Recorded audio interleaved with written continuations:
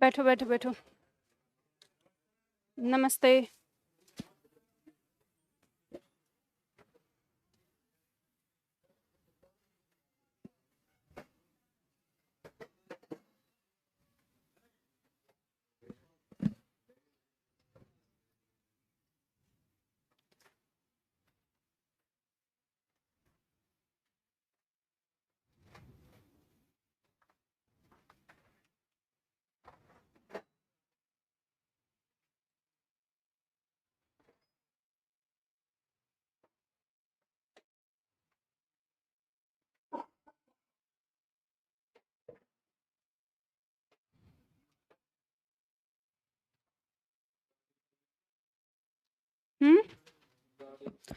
नहीं, सीधा हम टॉपिक करेंगे।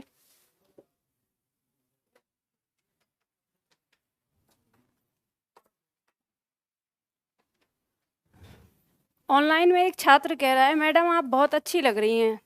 ये बताओ बुरी कौन से दिन लगती हूँ? इस तरह की कमेंट वमेंट मत किया करो, मैं उनमें से नहीं हूँ। हाय अच्छी लगती हूँ कैसे बोल दिया, इस तरह की कमेंट करना। एक बात बताओ, आप लोग इन सब बातों में ही रहते हो या कुछ पढ़ाई लिखाई कुछ दिमाग में चलती है कि नहीं? इंसान दो ही तरह का होता है, या तो बहुत अच्छा होता है या तो बहुत बुरा होता है, ठीक है? तो ये कि आप अच्छी लग रही हो, आपके कपड़े अच्छे लग रहे हैं, या आपके बाल अच्छे लग रहे हैं, कि आँख अच्छी लग रही है, कि नाक अच्छी लग रही है, कि कान अच्छे लग रहे हैं, ये सारी चीज़ें ना, ये सब आपको शोभा नहीं देती, समझ गए? आप स्टूडेंट हो और टीचर को टीचर की तरह से ही देखा करो, और ये सारी चीज़ें मन तक ही रहने देना चाहिए। इसे अवचेतन मन तक रखो, चेतन मन में अगर आती हैं तो चीज़ें गड़बड़ हो जाती हैं, ठीक है? तो क्लास में ये सब चीज़ें अच्छी नहीं लगती। और एक बात याद रखना, लड़कियों को तारीफ एक ही व्यक्ति से अच्छी लगती है, हर किसी से नहीं। मैं उन्हीं लड़कियों में से हूँ, मुझे तारीफ अपने हस्बैंड से ही अच्छी लगती है, बाकी और लोगों से नहीं। बाकी और लोगों पे गुस्सा आता है। अब पढ़ाई की तारीफ किया करो, पढ़ाती कैसा हूँ वो अच्छा लगेगा। चलो,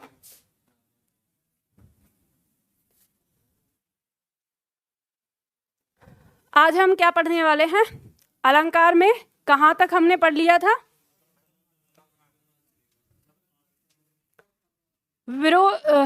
वक्रोक्ति तक हमने कर लिया था ना। आज हम अर्थ अलंकार पढ़ने वाले हैं। चलो,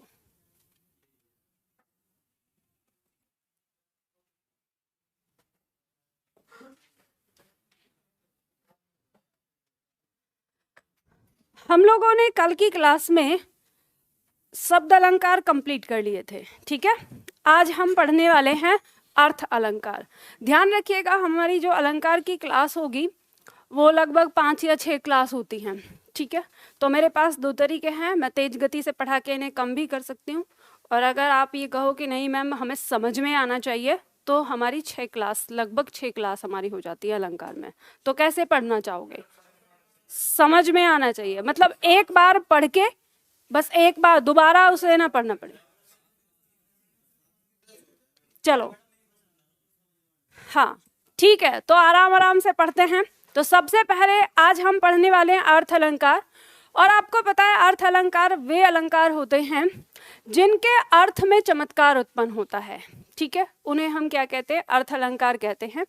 और अर्थ अलंकार को पढ़ने से पहले हमें दो चीज़ों के बारे में पढ़ना है, एक उपमेय और एक उपमान। ये दो शब्द आते हैं हमारी परीक्षा में, हमसे अक्सर, मतलब परीक्षा में नहीं, परिभाषा में। अब जो हमारी परिभाषा आएंगी उन परिभाषा में हमें उपमेय और उपमान ये दो शब्द बार बार देखने को मिलेंगे। तो होता क्या है कि जब उपमेय और उपमान, उपमेय उपमान बार बार आता है तो हमें सारी परिभाषाएं एक जैसी लगती हैं और हमें समझ में नहीं आता कि ये कहना क्या चाह रहा है। तो सबसे पहले हम समझेंगे कि क्या तो होता है उपमेय और क्या होता है उपमान।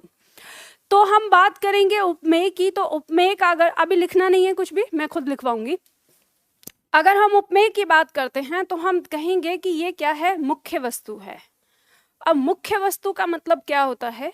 मुख्य वस्तु का मतलब है जिसके बारे में हम बात कर रहे हैं, मतलब जो हम बात कर रहे हैं, जिसके संबंध में हम कह रहे हैं, उसे हम मुख्य वस्तु कहते हैं।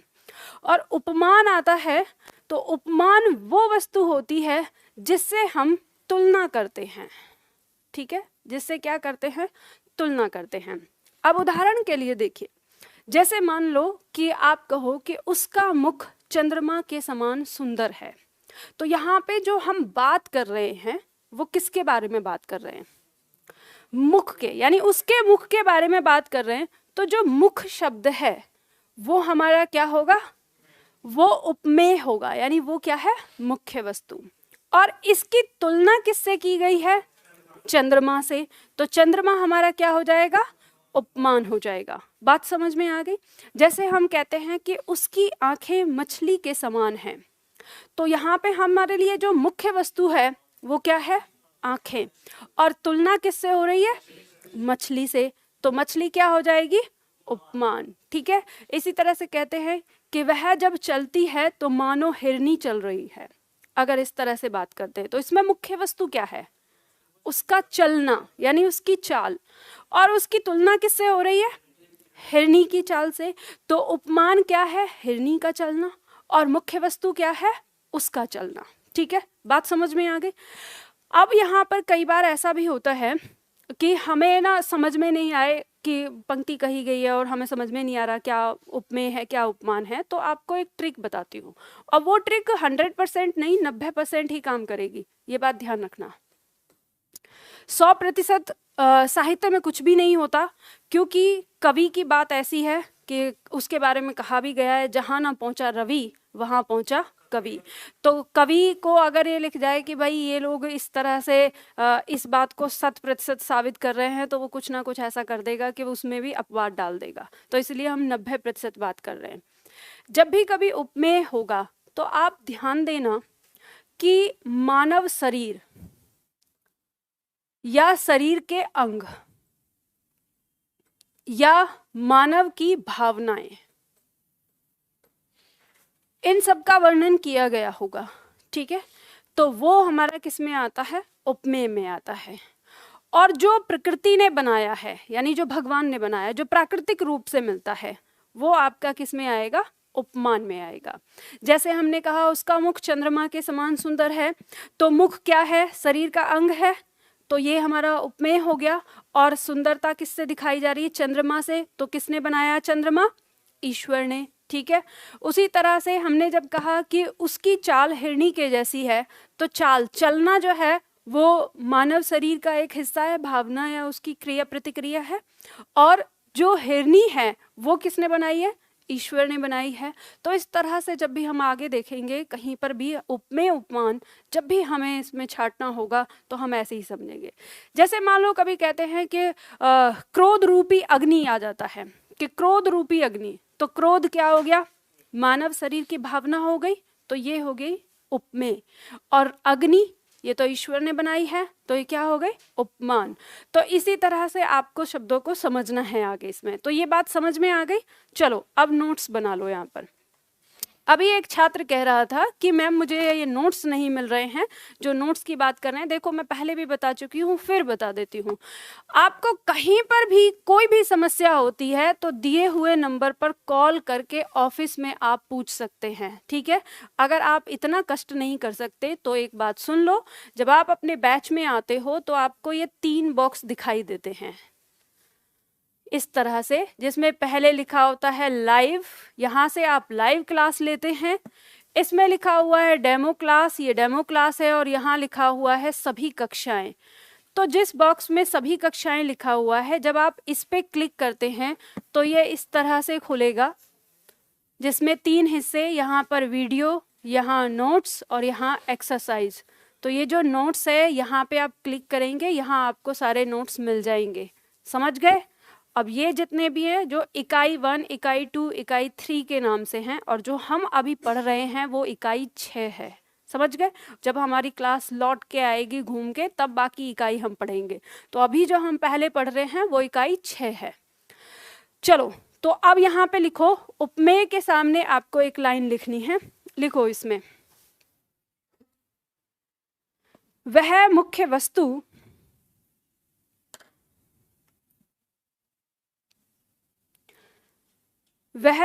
वस्तु जिसके विषय में बात हो रही है वह मुख्य वस्तु जिसके विषय में बात हो रही है उसे उपमेय कहते हैं। उसे उपमेय कहते हैं। वह मुख्य वस्तु जिसके विषय में बात हो रही है उसे उपमेय कहते हैं। दूसरा लिखो उपमान में, जिसके समान या जिसके जैसा। जिसके समान या जिसके जैसा मुख्य वस्तु को दिखाया जाता है। जिसके समान या जिसके जैसा मुख्य वस्तु को दिखाया जाता है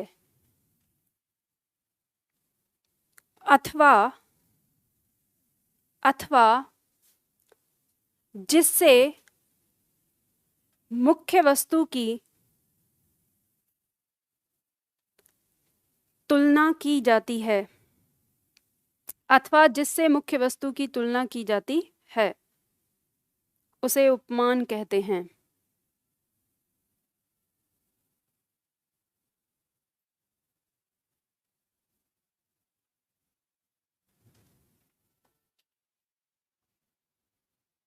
उसे उपमान कहते हैं।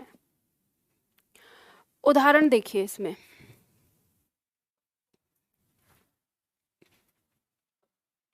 जैसे मान लीजिए हमने लिखा, पहले ही उदाहरण लिया कि उसका मुख चंद्रमा के समान है।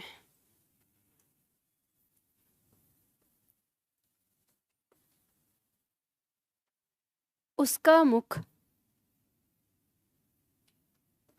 चंद्रमा के समान है।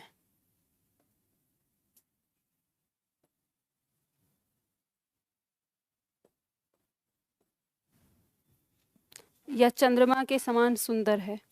ठीक है, इतना भी लिखेंगे तो भी हमें इसमें समझ है कि क्या कहना चाह रहा है। तो यहाँ पर जो मुख है ये क्या है? उपमेय।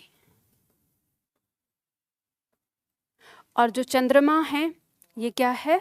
उपमान।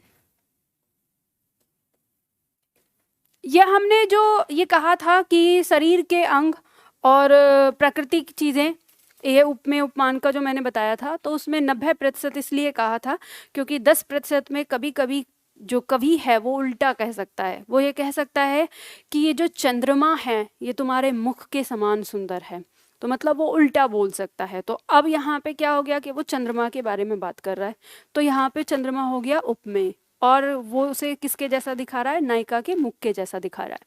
तो वहां पे ध्यान देना है। बात समझ में आ गई आपको?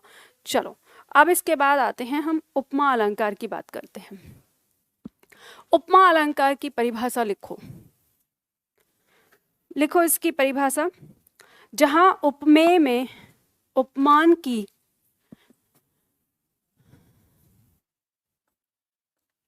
जहां उपमेय में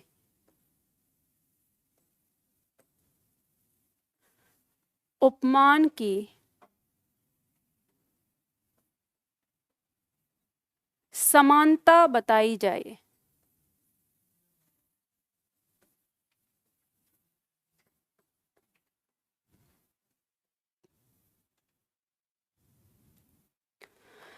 अरे क्यों इतना ज्यादा बार बार लिख रहे हो कि परिभाषा लिख दिया करो, लिख दिया करो। छोटे बच्चे हो क्या जो हर चीज यहाँ पे लिख के दूं आप लोगों को? हाँ, आप इसका मतलब ये है कि आपको हिंदी लिखनी नहीं आती है बिल्कुल? बार बार एक ही कमेंट, नॉन स्टॉप आप इसे लिख रहे हैं। मतलब ये देखो, इस छात्र पर जो ये लिख रहा है बार बार कि परिभाषा लिख दिया करो, लिख दिया करो, नॉन स्टॉप ये पिछले 5 मिनट से उसको कॉपी पेस्ट करने में लग रहा है। अब आप समझ सकते हो कि क्या तो ये पढ़ रहा होगा, हाँ, क्या तो ये पढ़ रहा होगा और क्या ये सीख रहा होगा। और टीम, मैंने आपसे कहा है ना कि कमेंट पर आप ध्यान दिया करो। यहाँ अगर आप ध्यान नहीं दोगे कमेंट पर तो मुझे बोलना पड़ेगा, फिर क्लास डिस्टर्ब होगी। और इस तरह के छात्र को ब्लॉक कर दिया करो जो एक से अधिक बार कमेंट करता है, क्योंकि मुझे यहाँ पे इस वाले बैच में 3,500 स्टूडेंट हैं, क्योंकि ये ऑफर की वजह से हुआ है, ये पहली बार हुआ है, तो 3,500 स्टूडेंट लाइव पढ़ रहे हैं इसमें। तो अब ये लगाओ कि सारे, अब अगर 3,500 एक साथ इसमें कमेंट करेंगे तो फिर तो इसकी स्पीड क्या होगी। तो ये मुश्किल से मुझे लगता है कि 5-10 स्टूडेंट हैं जो कमेंट कर रहे हैं। मतलब बाकी अगर 3.5 में अगर हमें देखें कि 1000 स्टूडेंट भी इस समय हमको बैठ के पढ़ रहे हैं, देख रहे हैं, तो सबके सब शांत बैठे हुए हैं। ये ऐसे दुष्ट प्रवृत्ति के लोग हैं कि जो ऑनलाइन में भी शांत नहीं रह सकते, है ना। और फिर ऊपर से ये कहते हैं, अब आप जानते हो मैं कमेंट पे क्यों बोल रही हूँ, क्योंकि एक कमेंट बार बार आ रही है रिपीट, ऑफलाइन वालों पे ही ध्यान दे रहे हैं, ऑनलाइन वालों से तो बात ही नहीं कर रही हैं। ये कमेंट आ रही है बार बार कि चलो, तो बात समझ में आ गई। तो आपने देखो क्या लिखा, ये परिभाषा आपने बचपन से पढ़ी है और इसको याद रखना है, बिल्कुल याद रखना है, क्योंकि परिभाषा में कैसे पूछा जाएगा, मतलब आपकी परीक्षा में जो आएगा पूछा जाएगा, जहां उपमेय में उपमान की समानता बताई जाती है वह कौन सा अलंकार होता है। तो इस तरह से आपको पूछा जाएगा, तो इसे आपको याद रखना है। अब इसके बाद आपको लिखिए अर्थात करके। अर्थात, अर्थात जहां मुख्य वस्तु को, अर्थात जहां मुख्य वस्तु को, अर्थात जहां मुख्य वस्तु को किसी दूसरी वस्तु के जैसा, किसी दूसरी वस्तु के जैसा बताया जाता है। अर्थात जहां मुख्य वस्तु को किसी दूसरी वस्तु के जैसा बताया जाता है वहां उपमा अलंकार होता है, वहां उपमा अलंकार होता है।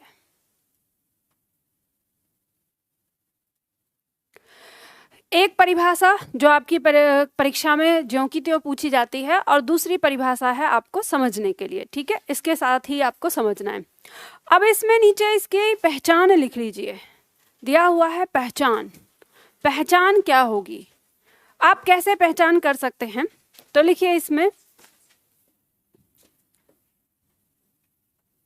पंक्ति में सा, सी, सो, सरिस, तुल्य, जैसा आदि शब्द, आदि शब्द देखने को मिलते हैं, ठीक है। अब लिखना चाहते हो तो इस बात को लिख लो, आदि शब्द देखने को मिलते हैं। आपको जब भी किसी पंक्ति के अंदर उपमा अलंकार देखना है, पहले लिख लो, उसके बाद समझाती हूँ। आदि शब्द देखने को मिलते हैं।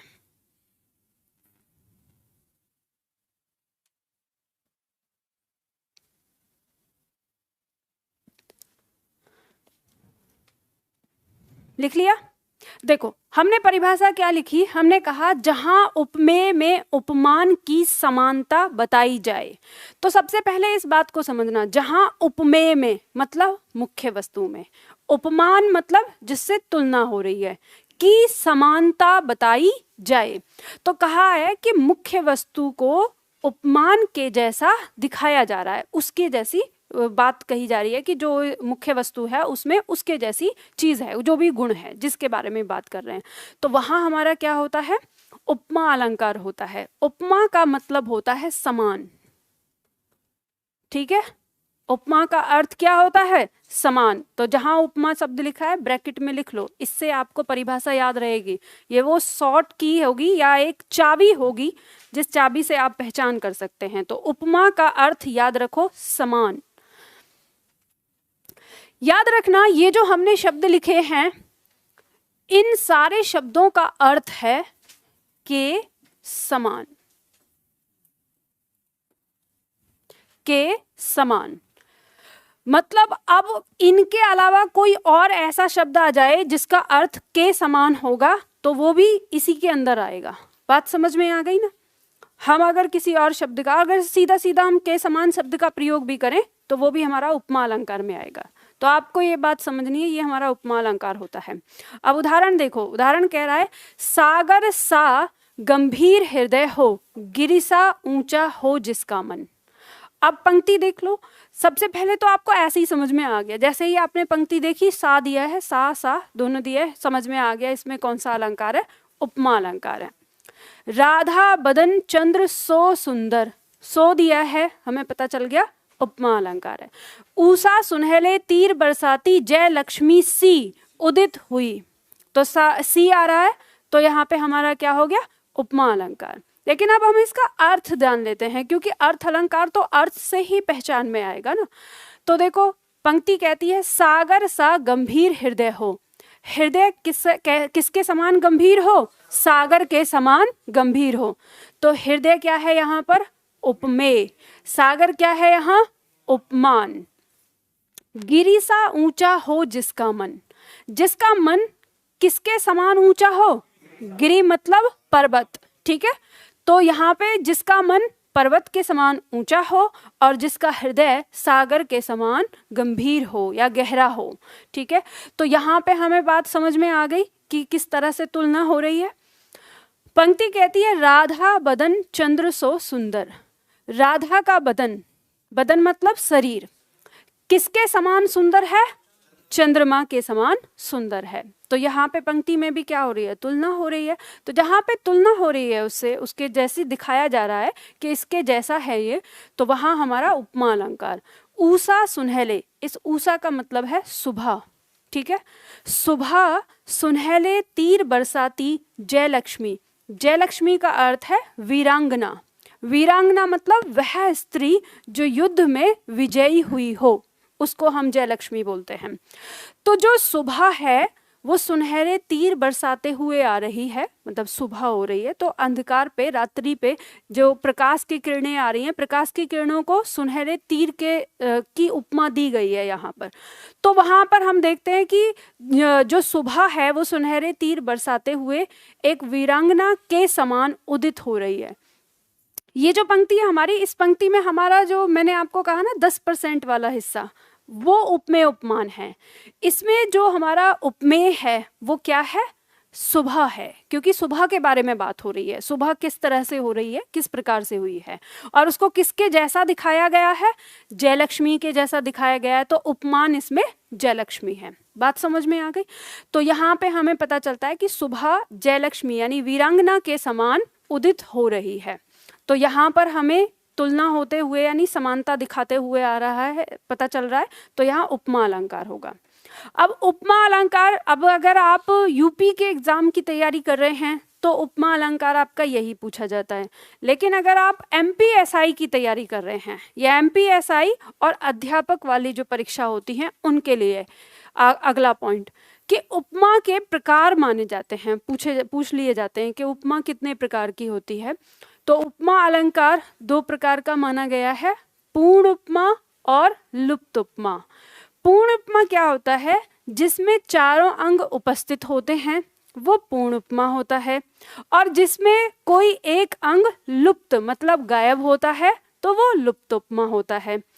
अब सवाल उठता है कि 4 अंग हैं कौन से, ये हमें जानना है कि भाई सबसे पहले अब ये 4 अंग उपस्थित होना और 4 में से कोई एक गायब होना, तो ये 4 अंग हैं क्या। तो वो चीज यहाँ पे आप समझो कि उपमा अलंकार के अंदर मुख्य 4 अंग क्या होते हैं। तो उपमा अलंकार के अंदर मुख्य 4 अंग होते हैं। एक होता है उपमेय, एक होता है उपमान, एक होता है समान धर्म। समान धर्म मतलब वो गुण जो दोनों में बताया गया है, उपमेय और उपमान में, और वाचक शब्द। वाचक शब्द होता है जिस शब्द से हमें ये पता चले कि इसका अर्थ के समान है। तो वाचक शब्द हमारे क्या हो गए, तो वाचक शब्द ये समझ लो आपके वो होंगे जो मैंने पहचान में लिखाए, सा सी सो सम, उन्हीं सबका तो अर्थ है के समान, ठीक है। तो वाचक शब्द होता है जिसका अर्थ होता है के समान। और समान धर्म मतलब ये गुण की बात कर रहा है, वह गुण जो दोनों में है। ठीक है, और मुख्य वस्तु उपमेय, और जिससे तुलना हो रही है उपमान। उदाहरण दिया है जैसे सीता का मुख चंद्रमा के समान सुंदर है। अब इसमें अगर हमसे कोई पूछे कि उपमेय क्या है, तो बात जिसके बारे में हो रही है, तो बात किसके बारे में हो रही है? मुख के बारे में, तो ये उपमेय हो गया। इसकी तुलना किससे हो रही है? चंद्रमा से, तो ये क्या हो गया? उपमान। और इसमें जो गुण है, यानी मुख में और चंद्रमा में जो गुण है वो क्या है? सुंदर, दोनों ही सुंदर हैं, तो ये समान धर्म हो गया। और के समान का अर्थ देने वाला शब्द क्या कहलाएगा? वाचक शब्द। अब इसमें आपको एक बात बताती हूँ, क्योंकि ये तो हमने गद्य वाली पंक्ति ली है, तो वहां पे आपको हमेशा ध्यान रखना है, वाचक शब्द तो आप पहचानते ही हैं, सा, सी, सो, सम, तुल्य, जैसा, इस तरह से, या सरिस। जैसे ही ये शब्द आए, इस शब्द से ठीक पहले जो होगा वो उपमान होता है। समझ गए? जैसे मान लो हमने अभी उदाहरण भी देखे, अगर मैं आपको बताऊं, जो हमने कुछ उदाहरण देखे, सा लगा है, उससे पहले सागर, उपमान। सा लगा है, उससे पहले गिरी, उपमान। इसी तरह से चंद्र, सो दिया है, चंद्र उपमान हो गया। इसी तरह से यहाँ पर सी दिया है, जयलक्ष्मी, ये भी उपमान। तो बात समझ में आ गई? यानी उपमान तो आपको मिल जाएगा के समान के शब्द के पहले ही। तो इसी तरह से अब उदाहरण देखते हैं इसमें। तो हमने क्या पढ़ा उपमा अलंकार के दो प्रकार के अंदर, कि उपमा अलंकार दो प्रकार का, पूर्ण उपमा, ये पूर्ण प्लस उपमा से बना है पूर्ण उपमा, और ये लुप्त प्लस उपमा से बना है लुप्त उपमा। ठीक है, तो जिसमें चारों अंग उपस्थित हैं, जैसे पीपर, पात, सरिस, मन, डोला, ये पंक्ति दी है हमारी। तो ये इस पंक्ति में हमारा उपमा का कौन सा भेद होगा? तो आपको खोजने कि चारों अंग आ गए तो ये हमारा पूर्ण उपमा हो जाएगा।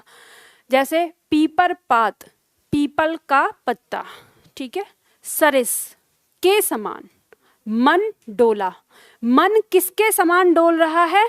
पीपल के पत्ते के समान। तो हम किसके बारे में बात कर रहे हैं?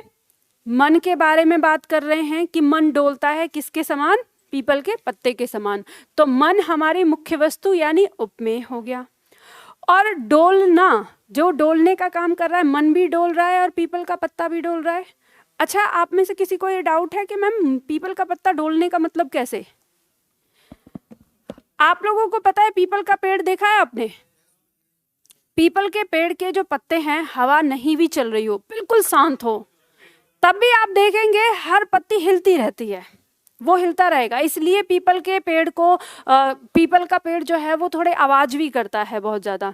तो ऐसे कहा जाता है, कुछ लोग, मतलब बहुत सारी कहानियां हैं पीपल के पेड़ को लेकर। हाँ, ऐसा भी कहा जाता है। देखो वो किससे कहानी क्या है, आप लोगों को ये नहीं पता। जो हमारे पुराने, अगर हम अपनी संस्कृति की बात करें, तो आप अपनी उस संस्कृति में कोई भी लॉजिक अगर आपको दिया गया है, तो उसके पीछे ना एक रहस्य छिपा होता है, और वो ऐसा रहस्य जो शायद आप लोग उसकी तरफ कभी ध्यान ही नहीं देते। जैसे हम परंपरा से चला आ रहा है कि पीपल के पेड़ पे भूत रहता है, ऐसा कहा जाता है। और कुछ लोग कहते हैं कि पीपल के पेड़ पे भगवान विष्णु रहते हैं, है ना। तो दोनों ही, अब किसी के लिए तो उस पे भगवान रहते हैं और किसी के लिए उस पे भूत रहता है। अरे सुन तो लो उसका क्या लॉजिक है। तो साइंस ने इसके ऊपर रिसर्च की, तो साइंस ने पाया कि पीपल का पेड़ एक ऐसा पेड़ होता है जो 24 घंटे ऑक्सीजन देता है। यानी हम बाकी पेड़ पौधों की बात करें, तो जो बाकी पेड़ पौधे हैं तभी वो ऑक्सीजन देते हैं जब उन पे धूप पड़ती है, यानी दिन में ही।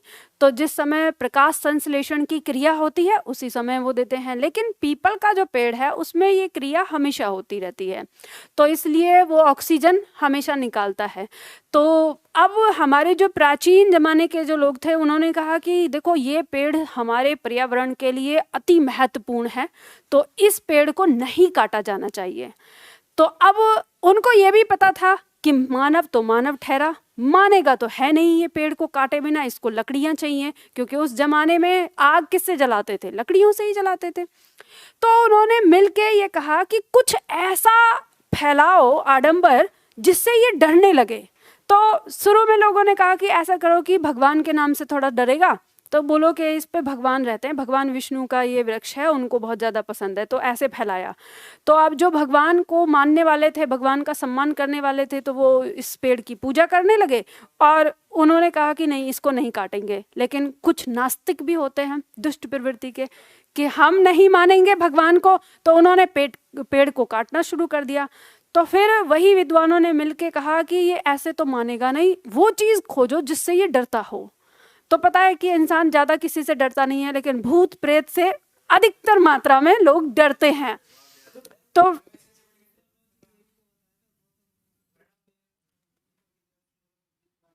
हाँ, बात ये है ना, देखो फिर यही बात है ना कि अब उनको डरा दिया कि इस पे भूत रहता है। अब कुछ ऐसे भी लोग हैं कि जो भूत से भी नहीं डरते। तो आदमी की कमजोरी खोजी जाती है कि ये किस चीज से इस चीज को बख्शेगा। तो वही वैसी ही कहानियां उससे, जो बुद्धिजीवी लोग थे वो उस कहानियां उससे जोड़ते रहे, और इसीलिए पीपल के पेड़ से बहुत सारी कहानियां जुड़ गई हैं। पर हमारी जो कहानी है यहाँ पर, वो ये कहानी है कि जो पीपल का पत्ता होता है वो 24 घंटे हिलता रहता है। तो कवि ने इसकी तुलना करी है मन से। जब तक हम सोते रहते हैं तब तो पता नहीं, कई बार तो सोने में भी सपने में चला जाता है, लेकिन जब हम जगे होते हैं और हम एक जगह बैठे हैं, हमारा मन कभी स्थिर नहीं रहता, तो कहीं ना कहीं चला जाएगा। अब जैसे आप में से बहुत सारे छात्र ऐसे भी हैं कि जिस समय मैं आपसे बात कर रही हूँ और मैंने आपको कोई एक बात करी, मान लो मैंने ऐसे भूत शब्द बोला, तो वो भूत शब्द को पकड़ के कहीं और निकल गए और मैं यहाँ कुछ और बोल गई, उनको वो समझ में नहीं आया। ऐसे ही मैंने ऐसे विष्णु शब्द बोला तो विष्णु शब्द को पकड़ के उनका मन कहीं और निकल गया। ठीक है, तो इस तरह के बहुत सारे, मतलब हमारा जो मन है वो बहुत ज्यादा चंचल है। तो कवि ने उसी चीज को पकड़ा और उसी को यहाँ पे तुलना की है। बात समझ में आ गई? चलो वापस आते हैं अपने टॉपिक पे। तो पीपल का जो पत्ता है वो हमेशा हिलता रहता है, इसी प्रकार हमारा जो मन है वो भी हमेशा हिलता रहता है, डोलता रहता है। तो मन हो गया हमारा उपमेय और डोलना हो गया इसमें वो गुण जो दोनों में पाया जाता है। ठीक है, समान धर्म। अब सरिस का मतलब हो गया के समान, तो ये क्या हो गया? वाचक शब्द। और किससे तुलना की गई है मन की? पीपल के पत्ते से। तो ये हो गया हमारा उपमान। तो इसमें चारों भाग आए हैं, चारों अंग। तो जब चारों अंग आ गए तो इस पंक्ति के अंदर उपमा का कौन सा भेद? पूर्ण उपमा।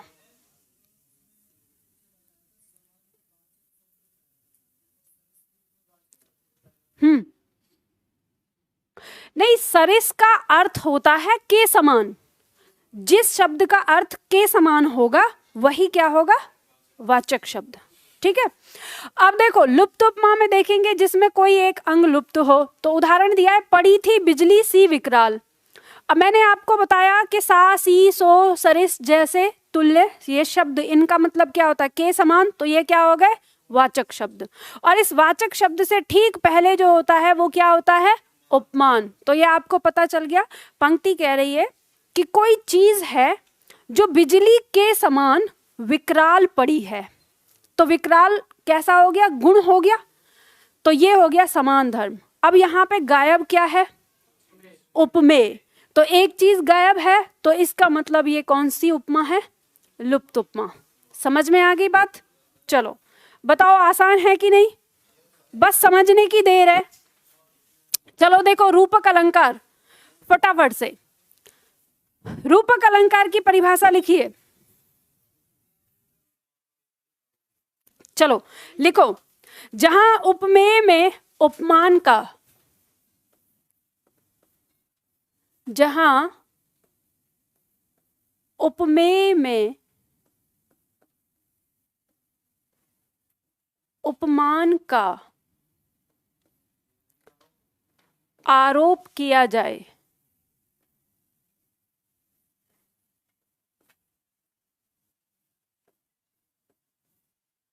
ब्रैकेट में लिखिए, भेद रहित आरोप, ब्रैकेट बंद। दो तरह की परिभाषाएं आपको देखने को मिलती हैं।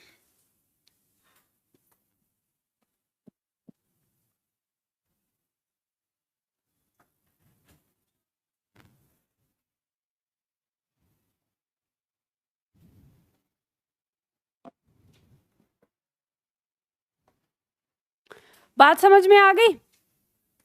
क्या समझ में आई? समझ लो इसको। पंक्ति कहती है जहां उपमेय में उपमान का आरोप किया जाए। ठीक है, जब हम किसी के ऊपर आरोप लगाते हैं तो एक बात समझना कि जब हमने किसी के ऊपर आरोप लगा दिया, सपोज करो दो भाई हैं, एक जैसे दिखते हैं, शकल में कैसे दिखते हैं? एक जैसे। अब एक गया, उसने जाके चोरी कर ली। अब पुलिस वाले को बताया, किसी ने उसका फोटो खींच लिया कि जिसकी चोरी की, तो पुलिस वाले को उसने दिखाया कि देखो इस व्यक्ति ने मेरी चोरी करी है। तो अब पुलिस को पता चल गया ये कौन है, वो उसके घर पे चलेगा, वहां पे उसका जुड़वा भाई था जो उसकी जैसी शक्ल से दिख रहा है। पुलिस ने जैसे ही उसको देखा, धर दबोचा। तो ये यहाँ पे इस पे जो आरोप लगा चोरी का, वो किस कारण से लगा?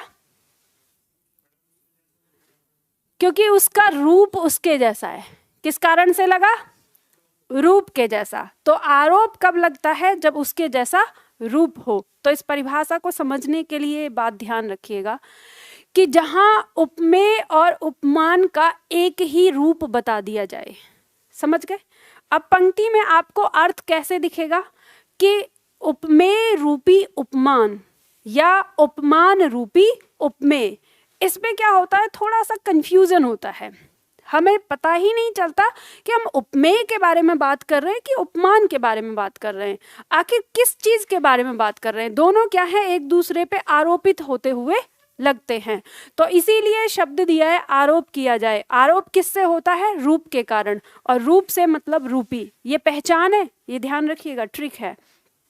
तो हमने पंक्ति में क्या लिखा कि जहां उपमेय में उपमान का आरोप किया जाए, यानी भेद रहित आरोप, अर्थात, आगे लिखो समझने वाली चीज में, अर्थात जब मुख्य वस्तु, अर्थात जब मुख्य वस्तु उपमान का रूप धारण कर ले, जब मुख्य वस्तु उपमान का रूप धारण कर ले।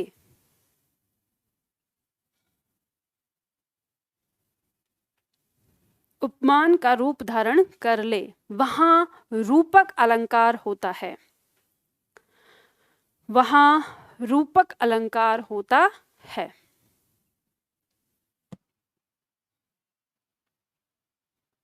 नीचे लिखो पहचान करके।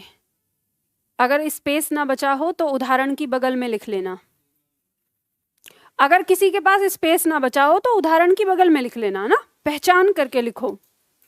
अर्थ में उपमेय के साथ, अर्थ में उपमेय के साथ रूपी शब्द का प्रयोग, अर्थ में उपमेय के साथ रूपी शब्द का प्रयोग।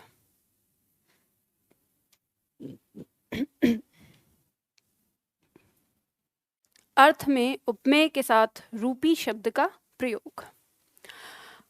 अब देखो दो तरीके हैं इसको समझने के। एक तो आपको योजक चिन्ह देखने को मिलेगा पंक्ति के अंदर, ठीक है। तो ये जहां पे आप लिख सकते हो कि योजक चिन्ह देखने को मिलता है, लेकिन इसमें सावधानी बरतनी है। हर जगह योजक चिन्ह की बात नहीं। कहीं हमने जैसे जय लक्ष्मी सी लिखा तो वहां भी योजक चिन्ह लग जाता है, तो केवल योजक चिन्ह से काम नहीं चलेगा। तो आपको कैसे ध्यान रखना है, ये योजक चिन्ह आया हो उपमेय, योजक चिन्ह उपमान, इस रूप में, यानी जहां योजक चिन्ह लगा हो तो उस योजक चिन्ह के दोनों ओर आपको ये पहचान करनी है कि उपमेय उपमान का संबंध रखने वाले शब्द हैं। अगर उपमेय उपमान का संबंध रखने वाले शब्द हैं तो इसमें 100% आपका क्या होगा, रूपक अलंकार होगा। समझ गए? जैसे उदाहरण देखो, पायो जी मैंने राम रतन धन पायो, यानी राम रूपी रत्न। मीरा जी कह रही हैं कि मैंने जो, यानी राम जो है, जिस राम को उन्होंने पाने की बात कही है, उस राम की तुलना रत्न से, रत्न धन से की है कि उनको जो राम धन प्राप्त हुआ है वो उसके लिए राम धन नहीं, क्या है, रत्न धन है। तो इन्होंने कहा राम रूपी रत्न। तो उपमेय और उपमान, उपमेय और उपमान के बीच में योजक चिन्ह है। समझ गए? जैसे दूसरी पंक्ति, चरण कमल बंदो हरिराई। बंदो मतलब वंदना करना, हरि मतलब प्रभु। ठीक है, तो कवि कहता है कि चरण कमल, चरण रूपी कमल, यानी चरणों की जो तुलना की गई है या उसको जो बताया गया है वो कैसा बताया गया है, कमल के समान। अब यहाँ पे अगर हम ये कहते कमल के समान तो जब सासी होता तब हम इसमें लगाते, लेकिन यहाँ उल्टा कहा गया है। यहाँ क्या कहा गया है, चरण रूपी कमल, मतलब वो चरण जिन्होंने किसका रूप धारण कर लिया है, कमल का। तो रूप वाली बात आ जाए तो वहां पर क्या हो जाएगा, वहां रूपक अलंकार। तो इसको आपको ध्यान रखना है, जब भी ये चरण कमल ऐसे आएगा तो इसका अर्थ निकालना है चरण रूपी कमल, और जैसे ही रूपी आ जाएगा तो ये अलंकार कौन सा, रूपक, रूप से रूपी। पंक्ति ने जैसे कहा ना कि आरोप, भेद रहित आरोप या आरोप लगाना, आरोप कब लगता है, एक जैसा रूप होने पर। तो इन दोनों का एक जैसा रूप यहाँ पर कवि ने दिखाया है, इसलिए यहाँ पर रूपक अलंकार। मैया मैं तो चंद्र खिलौना ले हूं, यानी चंद्र रूपी खिलौना। चंद्रमा की जो चंद्रमा को जो दिखाया गया है वो खिलौना दिखाया गया है कि चंद्रमा रूपी खिलौना, यानी वो जो चंद्रमा है जिसने किसका रूप ले लिया है, खिलौने का। दुख है जीवन तरु के फूल, तरु मतलब वृक्ष। ये जो जीवन है, मतलब ये कहना कि ये जो दुख है इस जीवन रूपी वृक्ष के क्या है, फूल हैं। तो यहाँ पर जीवन और तरु के बीच में क्या है कि जीवन रूपी, जीवन को किसका रूप दे दिया है, वृक्ष का। बात समझ में आ गई। तो जब भी पंक्ति में आपको इस तरह से दिखाई देगा वहां पर हमारा क्या होगा, रूपक अलंकार होगा। हाँ जी, योजक चिन्ह पहचान है, लेकिन पहचान किस शर्त पे है, जब उन दोनों के बीच में रूपी आएगा तब। उपमेय उपमान होने चाहिए। अगर ऐसा भी होता है जो ये आपके सा सी है ना, इनसे पहले भी लगता है योजक चिन्ह, तो अगर योजक चिन्ह के बाद में सा सी सो लगा हुआ है तो आपको पता ही है कि वो क्या हो गया, उपमा हो गया। तो इतना जरा सा अंतर है, बहुत थोड़ा सा अंतर। और ये तुलना सब में हो रही है, चंद्रमा की यानी खिलौने की तुलना या चंद्रमा की तुलना खिलौने से हो रही है। ये तुलना ही है, मतलब उसके जैसा दिखाना, उसके समान, बस कहने का ढंग बदल दिया है। कहने का ढंग बदलते ही अलंकार बदल जाता है। जब हम उसे कहें, हमने अगर ये कहा राम सा रत्न, तो अगर हम राम सा रत्न या रत्न सा राम अगर ऐसे बोलें तो कैसा हो जाएगा, फिर हमारा राम रत्न के जैसा हो जाएगा। तो वहां क्या हो जाएगा, उपमा हो जाएगा। और यहाँ कह दिया राम रूपी रत्न कह दिया, या रत्न रूपी राम कह दिया, तो इसमें रूपक हो जाएगा। इतना सा अंतर होता है और कुछ नहीं होता। ठीक है, चलो इसके बाद उत्प्रेक्षा अलंकार। उत्प्रेक्षा अलंकार में उत्प्रेक्षा का अर्थ यहां पर रख लो, कल्पना। लिखो, इसकी परिभाषा लिखो।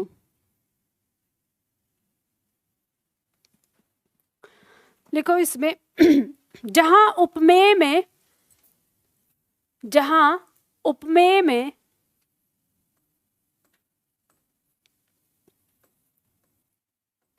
जहां उपमेय में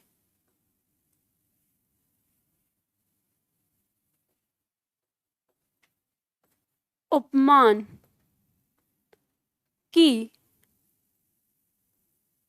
कल्पना कराई जाए,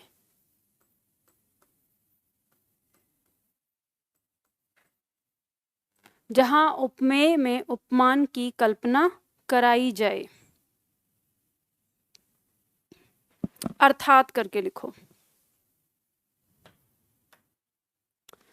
जहां मुख्य वस्तु को, जहां मुख्य वस्तु को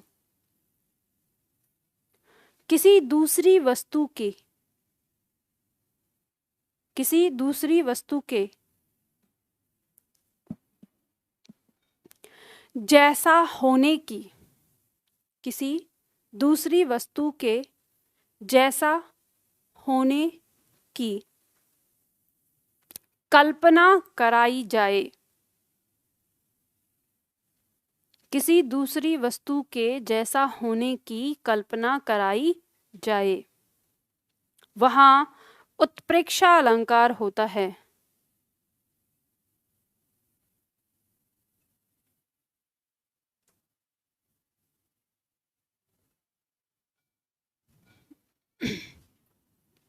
वहां उत्प्रेक्षा अलंकार होता है। पहचान में लिखो,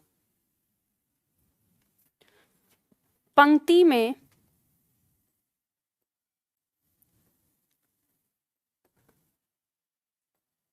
मानो, मनहु, जानो, जनु, ज्यों आदि।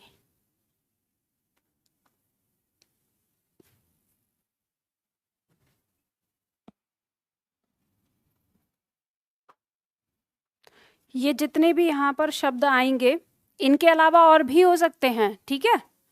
इन सब का अर्थ क्या होगा, यानी किस अर्थ वाले शब्द की बात कर रहे हैं हम, जिसका अर्थ होगा मानो की, ठीक है, जिसका अर्थ क्या होगा, मानो की। अगर इसके अलावा कोई और भी शब्द ऐसा आता है जिसका अर्थ ये हो कि मानो की, ठीक है, वो किस में आएगा, हमारा उत्प्रेक्षा अलंकार के अंदर आएगा। बात समझ में आ गई? लिख लिया आप लोगों ने? देखो, उत्प्रेक्षा अलंकार में मैंने आपको बताया कि इसकी जो परिभाषा है वो कहती है जहां उपमेय में उपमान की कल्पना कराई जाए, वहां क्या होता है, उत्प्रेक्षा अलंकार होता है। और उत्प्रेक्षा में याद रखना कल्पना, जहां आपसे कहा जाए मानो कि ऐसा, यानी आपसे चाहे कल्पना हो या ना हो लेकिन आपको उसके जैसी कल्पना करनी ही है, तो वहां पर हमारा क्या होता है, उत्प्रेक्षा अलंकार होता है। जैसे उदाहरण देखेंगे हम, उदाहरण दिया है, सोहत ओढ़े पीत पट श्याम सलोने गात मानो। अब जैसे मानो दिया है तो मानो को देखते ही आप तुरंत समझ जाएंगे कि इसमें कौन सा अलंकार है, उत्प्रेक्षा। इसी तरह से पाहुन ज्यों आए हो, तो ये जो ज्यों, इसका मतलब मानो की, ठीक है। तीसरा कह रहा है, उस काल मारे क्रोध के तन कांपने उसका लगा मानो हवा के। जैसे ही मानो आ गया तुरंत आपको पता चल जाएगा क्या है, इसमें उत्प्रेक्षा अलंकार है। जब इस तरह की आपके परीक्षा में कोई भी पंक्ति आती है तो 4 ऑप्शन पे आपको जाना है, 4 ऑप्शन पे आपको देखना है कि इसके अंदर कौन कौन सा लग रहा है, जो नहीं है उसको काटते जाना, आंसर मिल जाएगा। पर क्योंकि हम अर्थ अलंकार पढ़ रहे हैं तो हमें अर्थ भी जानना जरूरी है। तो देखो, किसी शब्द का अर्थ जैसे निकालना होता है, मैं इसलिए आपको बता रही हूँ कि हर शब्द का अर्थ जानने की कोशिश करो। अगर आपको एग्जैक्ट नहीं पता चलेगा तो उसके आसपास आपको पता चल जाएगा। जैसे सोहत का मतलब होता है शोभायमान, ओढ़े मतलब पहनना, ओढ़ना, पीत माने पीला, पट माने वस्त्र। याद रखना, पर्यायवाची, विलोम शब्द, अनेकार्थक शब्द, ये बहुत मदद करते हैं आपकी। पट शब्द जो है वो हमारा अनेकार्थक शब्द होता है, ठीक। तो यहाँ पे हम देखते हैं, कहा है कि पीला वस्त्र ऐसा शोभायमान हो रहा है जो पहना हुआ है, श्याम सलोने गात, गात माने शरीर, सलोना मतलब सावला, श्याम मतलब कृष्ण के लिए आया है। तो कृष्ण के सावले शरीर पर पीले रंग का वस्त्र ऐसा शोभायमान हो रहा है जैसे मानो कि नीलमणि शैल पर आतप परो प्रभात। आतप मतलब बिल्कुल एकदम सुबह का जो होता है, ठीक है, जो सुबह की जो रोशनी, जैसे सूरज निकल के आता है और तभी वो किरणें अगर किसी नीलमणि शैल पर, नीलमणि शैल कैसी होती है, हल्की सावले रंग की होती है, काले रंग की, तो उन शैल पर, उस पर्वत पर अगर सुबह का पीला पीला प्रकाश जिस तरह से पड़ता है और वो जो इतना सुंदर लगता है, वैसे ही कृष्ण पीले वस्त्र धारण करके लग रहे हैं।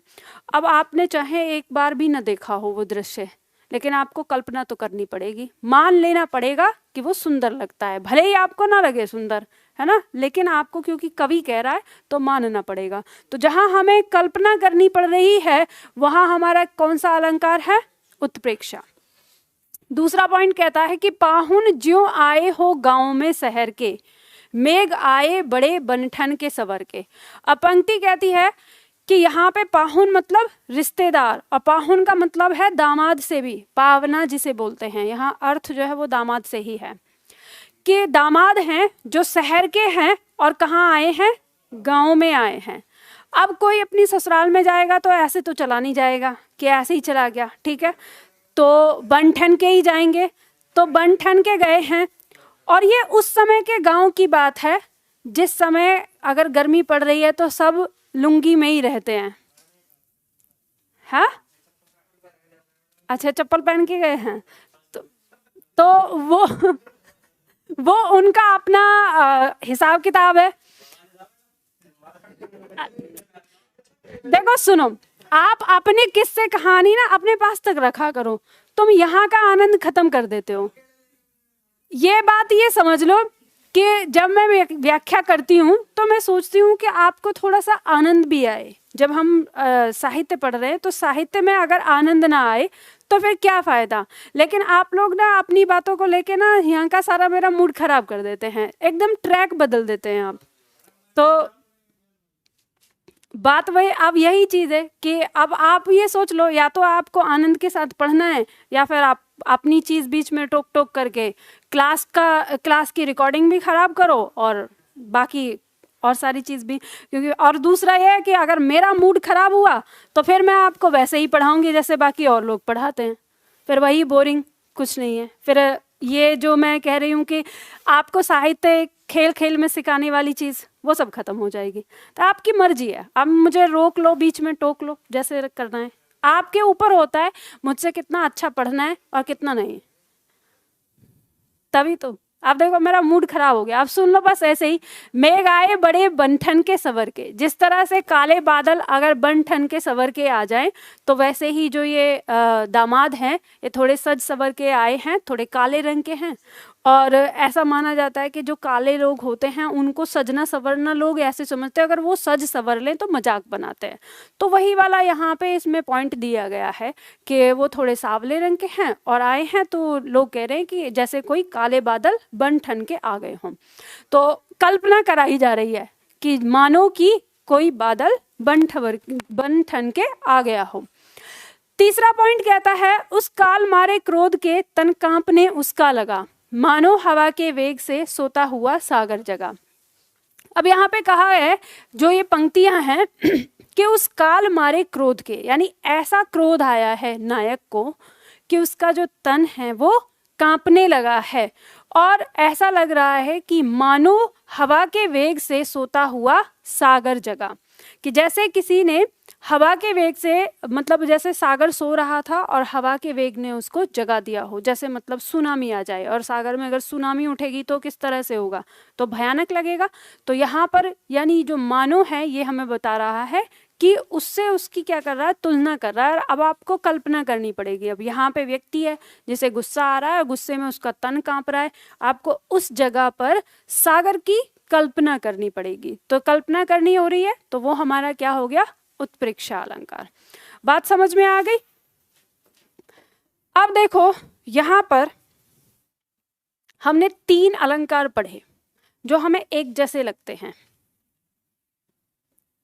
एक है उपमा अलंकार, दूसरा है रूपक अलंकार और तीसरा है उत्प्रेक्षा अलंकार। इन तीनों में आपको कंफ्यूजन रहता है क्योंकि इनमें सबकी परिभाषा क्या है, उपमेय में उपमान की, उपमेय में उपमान की, उपमेय में उपमान की, इसी तरह से शुरू होती है।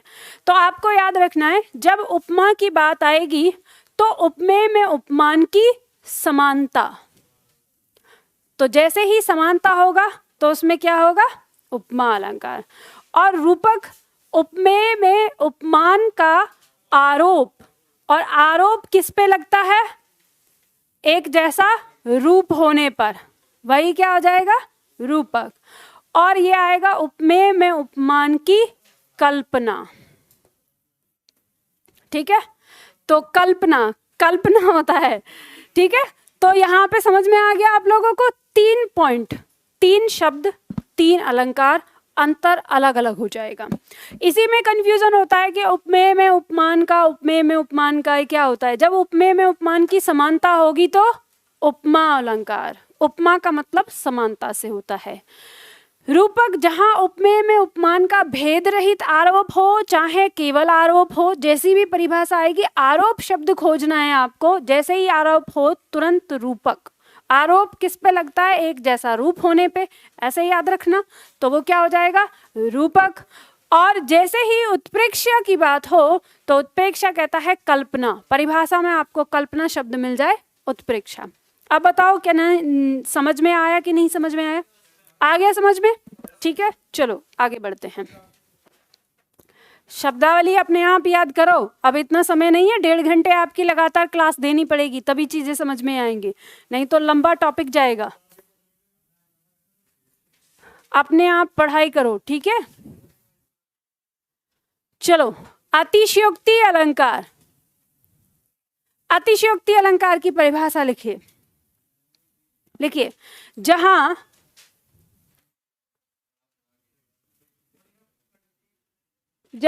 लोक सीमा का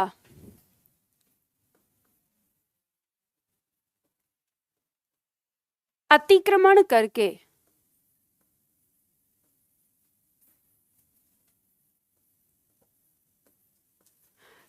जहां लोक सीमा का अतिक्रमण करके किसी बात को बढ़ा चढ़ाकर, देखो क्या डिस्टर्ब कर रहे हो, लिख नहीं सकते। जहां लोक सीमा का अतिक्रमण करके किसी बात को बढ़ा चढ़ाकर पेश किया जाए, किसी बात को बढ़ा चढ़ाकर पेश किया जाए, कमा, वहां अतिशयोक्ति अलंकार होता है।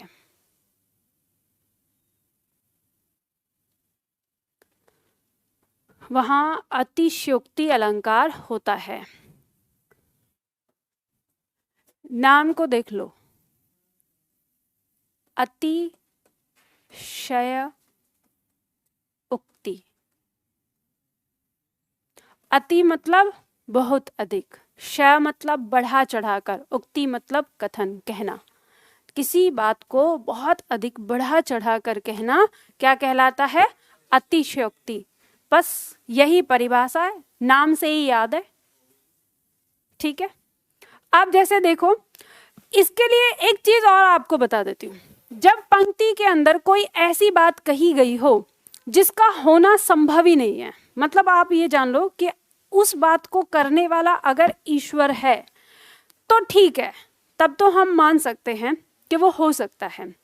लेकिन ईश्वर को छोड़कर अगर उस काम के लिए किसी मनुष्य को चुना गया है कि ऐसा काम किसी मनुष्य ने किया है, तो फिर ये बात समझ जाओ कि ऐसा संभव है ही नहीं, मतलब सपने में भी शायद संभव नहीं है।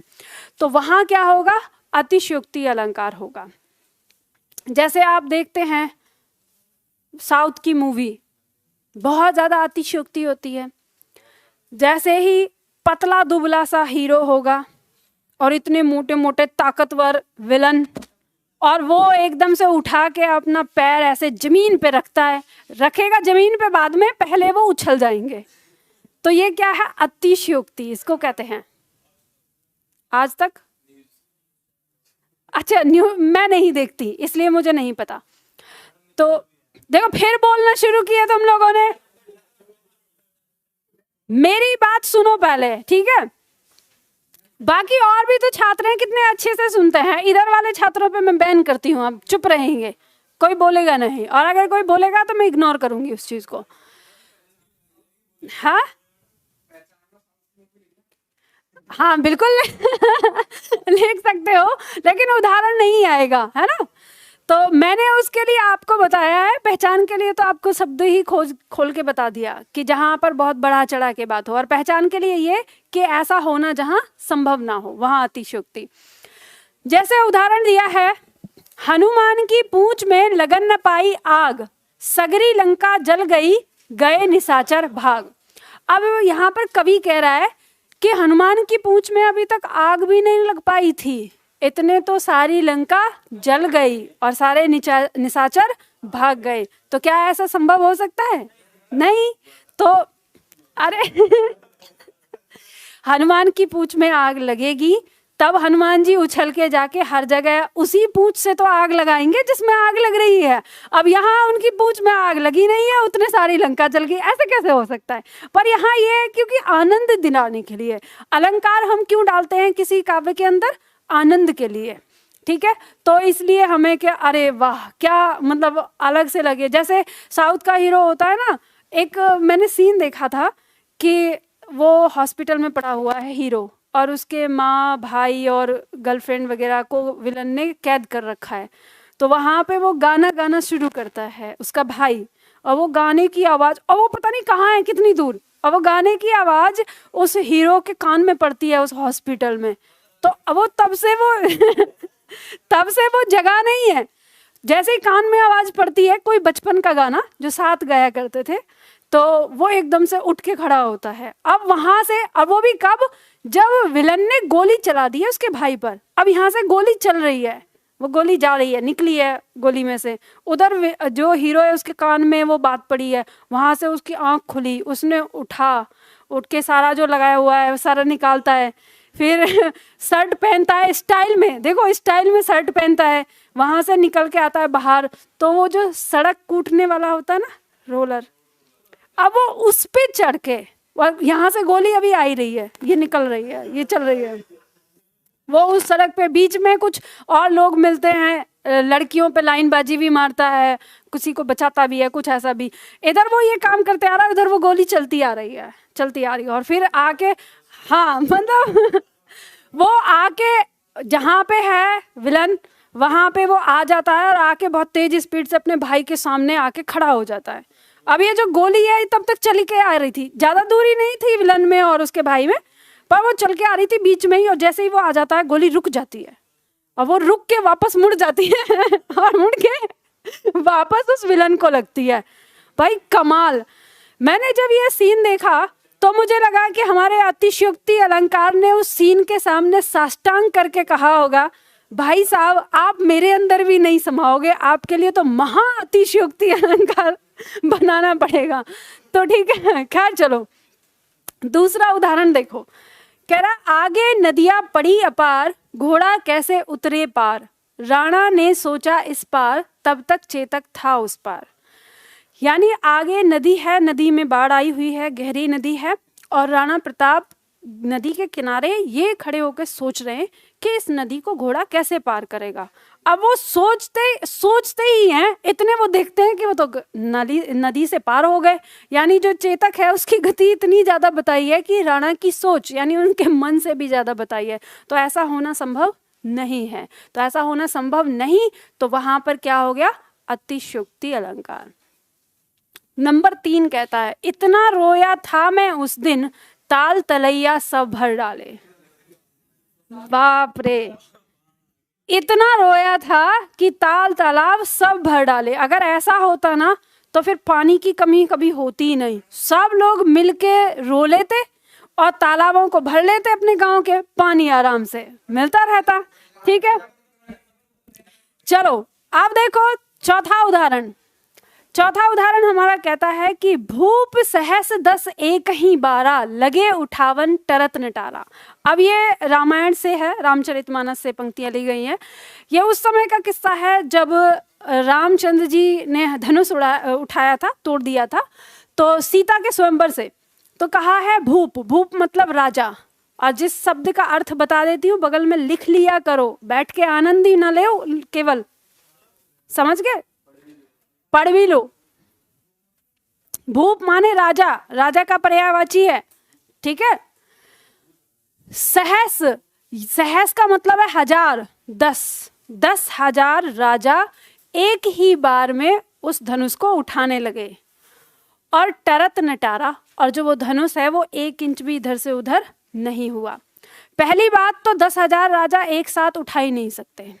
आपको पता है, मान लो अगर ये धनुष यहाँ से लेके यहाँ तक इतना बड़ा होगा, अगर 10 लोग खड़े होंगे तो 5 इधर 5 इधर, तो 10 लोग ही उसको पकड़ पाएंगे। 10 के बाद मुझे लगता है 11वां 12वां इंसान तो पकड़ ही नहीं पाएगा। और 10,000, वो भी इतनी बड़ी, कहाँ तक कैसे लाइन लगेगी, किस तरह से? तो संभव ही नहीं है उसको पकड़ना। तो संभव नहीं है, तो इसका मतलब इसमें क्या है? इसमें अतिशयोक्ति अलंकार है। ठीक है, नंबर 5 की बात करते हैं। पानी परात को छुयो नहीं, नैनन के जलसो पग धोए। पंक्ति कहती है कि पानी परात को, कि पानी और परात को छुए नहीं, अपने नैनों के जल से ही पैरों को धो दिया। तो ये उस समय का किस्सा है जब कृष्ण के पास, जब सुदामा जी गए थे तो कृष्ण अपने मित्र से मिले तो उन्होंने अपने नैनों के जल से उनके पैरों को धोया। तो ऐसा संभव नहीं है, ठीक है, कृष्ण के लिए भी नहीं है, ये बात ध्यान रखिएगा। ऐसा नहीं कह सकते, वो इस तरह से खुलेआम चमत्कार नहीं करते थे कि बात बात पे चमत्कार कर दें। तो ये इस पंक्ति में क्या है, अतिशयोक्ति अलंकार है। भ्रांतिमान अलंकार और संदेह अलंकार, दो अलंकार आपके हैं। तो इस अलंकार को हम कल पढ़ेंगे, लेकिन इससे पहले आपको मुझे 2 शब्दों में अर्थ बताना है। ये अलंकार उन्हीं 2 शब्दों पे निर्भर करते हैं। एक शब्द है शक और एक शब्द है भ्रम। आपको ये बताना है कि दोनों ही शब्द एक हैं या दोनों में कोई अंतर है। अगर दोनों में कोई अंतर है तो इनमें क्या अंतर है ये बताइए। एक एक करके बताओ। हाँ, शक पूरा होता है और अच्छा, भ्रम, अच्छा, शक में झूठा होता है। अरे एक एक रुक जाओ, सब बताना। हाँ, अच्छा, गलतफहमी में। हाँ, अच्छा, हाँ बताओ। अच्छा, और अच्छा, भ्रम पक्का होता है, शक पक्का नहीं होता। ये और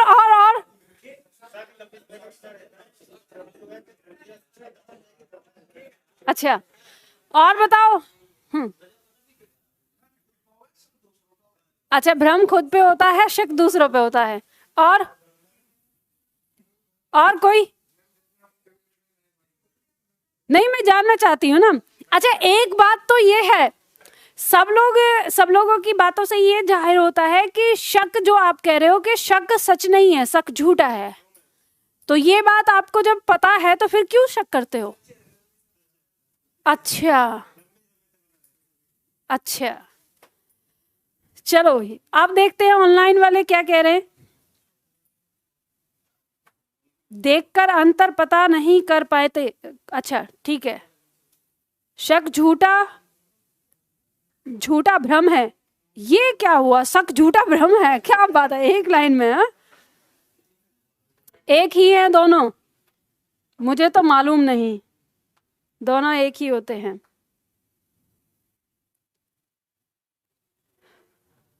शक मिलता हो तो भी शक है नहीं भी, और भ्रम हमेशा गलत होता है।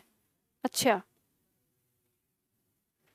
इस बैच में निबंध की कक्षा होगी। बेटा जो पूछ रही हूँ वो तो बता नहीं रहे। दूसरों के लिए शक और खुद के लिए भ्रम।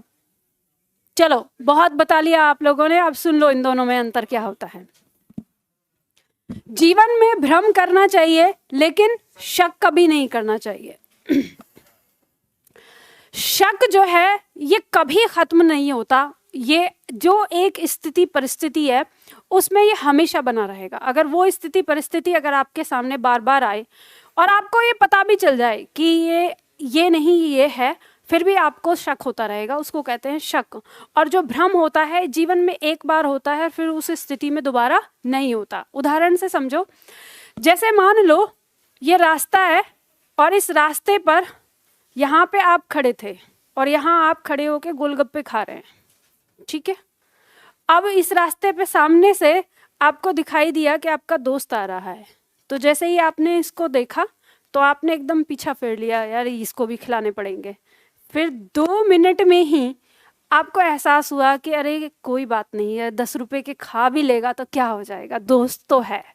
तो आपने फिर पलट के देखा तो अब ये यहाँ से चलते चलते यहाँ तक आ गया है। तो जैसे ही आपने इसको देखा तो आपको पता चला कि ये मेरा दोस्त था ही नहीं, ये तो मेरे दोस्त के जैसा था। तो ये आपको क्या हुआ था? भ्रम। अब आप उसको देख रहे हैं, उसने यहाँ पे कुछ काम किया और ये वापस लौट गया और वापस इस स्थिति पे जा रहा है और यहाँ पे भी वो ऐसा ही दिख रहा है उसके जैसा, लेकिन अब आपको ये पता है कि ये मेरा दोस्त नहीं है। तो यहाँ पे इस चीज को कहते हैं भ्रम। यानी एक जैसी स्थिति, जो पहले स्थिति हुई थी यहाँ, ये स्थिति हुई तब आपको भ्रम हुआ, लेकिन वही स्थिति जब दोबारा उत्पन्न हुई तो आपको फिर दोबारा भ्रम नहीं हुआ कि ये मेरा दोस्त है। तो आपको स्थिति क्लियर हो गई। तो इसको कहते हैं भ्रम। शक क्या होता है? शक होता है जैसे मान लीजिए कि आप यहाँ मुखर्जी नगर में पढ़ने आए हैं और यहाँ आपकी एक महिला मित्र हैं, तो आप उनसे पढ़ाई खत्म करते हैं रात को 1 बजे और हर दिन 2 मिनट 4 मिनट बात करते हैं। तो आज उनका फ़ोन बिजी जा रहा है, तो आपको डाउट है, आप इंतज़ार करते हैं। 5 मिनट बाद उनका कॉल आता है, तो आप पूछते हैं किससे बात कर रहे थे?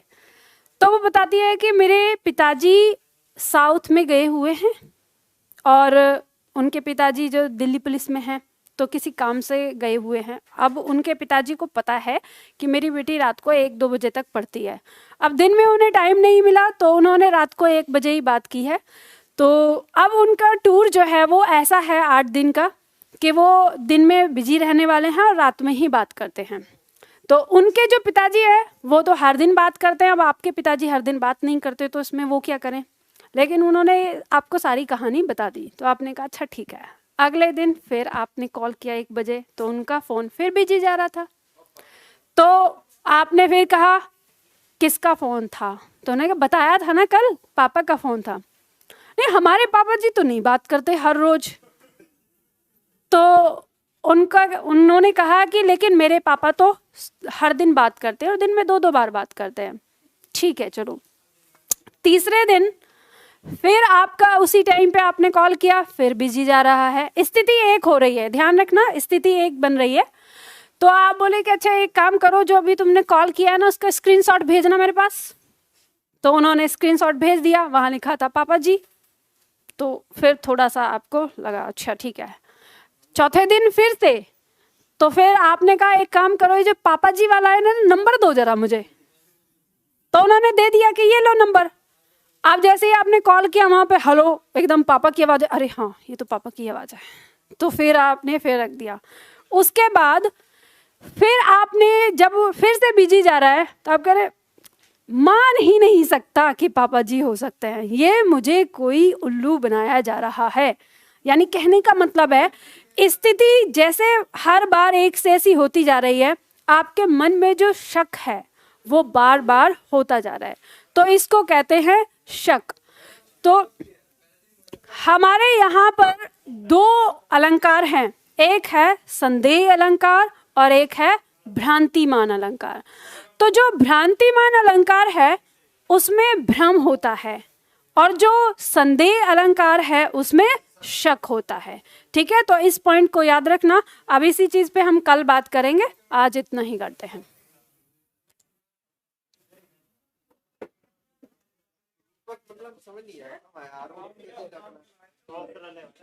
उसके जैसा रूप लिया हुआ जो होता है उसे कहते हैं